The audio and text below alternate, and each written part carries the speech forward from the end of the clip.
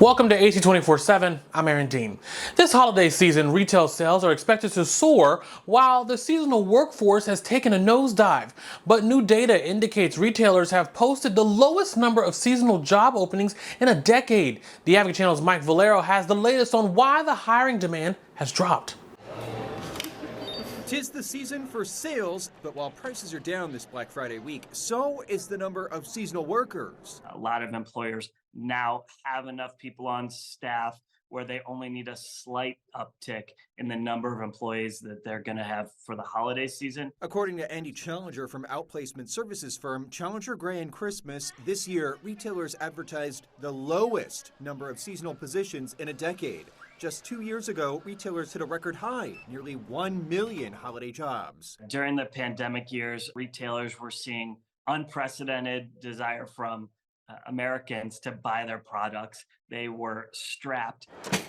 Today, numbers have dropped a sharp 40% compared to pandemic times, indicating the type of employees needed for seasonal work has changed. There has been this massive migration to e-commerce, which really changes the types of workers that companies and retailers need to hire during the holidays. Glassdoor chief economist Aaron Terraza says it's no longer about face-to-face customer engagement. Amazon was the only major retailer to announce a big uptick in the number of employees that they're expecting to hire this season. And while brick and mortar jobs tend to shed holiday hires by January, some seasonal jobs in the e-commerce market may be around for, let's say, an extended season. Those companies tend to keep seasonal workers on through February, sometimes even March. In Los Angeles, I'm Mike Valerio. The 988 Suicide and Crisis Lifeline is struggling to keep up with demand. It's a major concern because the holidays can also spark mental and emotional crises. The hotline launched in July of 2022 and it's expected to receive 6.5 million calls by the end of this year. Experts say that the problem comes down to the absence of mental health resources, a lack of awareness, and not enough stable funding. In at least half of the states, there's no pending legislation to provide financial support for the line. House Speaker Mike Johnson wants to release security footage from January 6th that does not contain sensitive information. There are about 44,000 hours of it. It's a move designed to please right-wing lawmakers. Johnson says that he wants citizens to be able to see every minute of the videos uncensored. More companies are suspending their advertising on the social media platform X over comments by owner Elon Musk. Both Disney and Warner Brothers Discovery halted ad spending on the platform formerly known as Twitter. Musk is showing support for an anti-Semitic conspiracy theory popular among white supremacists.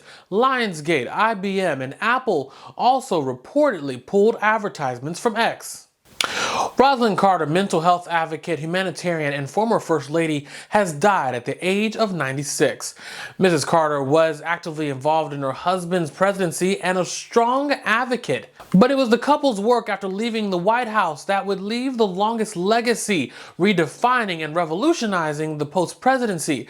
In 1981, the couple spearheaded a new challenge, joining with Habitat for Humanity, building houses for the poor. A year later, they established the Carter Center, a foundation devoted to promoting human rights, resolving conflicts, and eradicating diseases.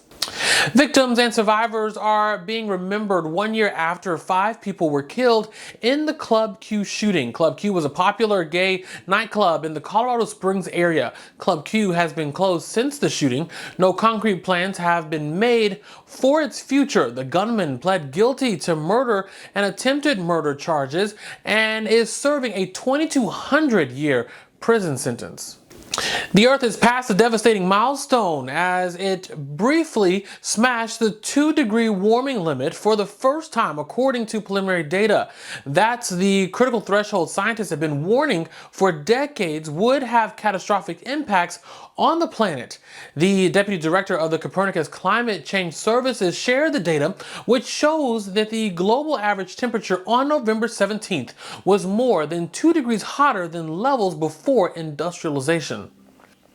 Thanks so much for joining us for AC 24/7. For more, go to theadvocatechannel.com and subscribe on the Advocate Channel YouTube page. For the Advocate Channel, I'm Aaron Dean.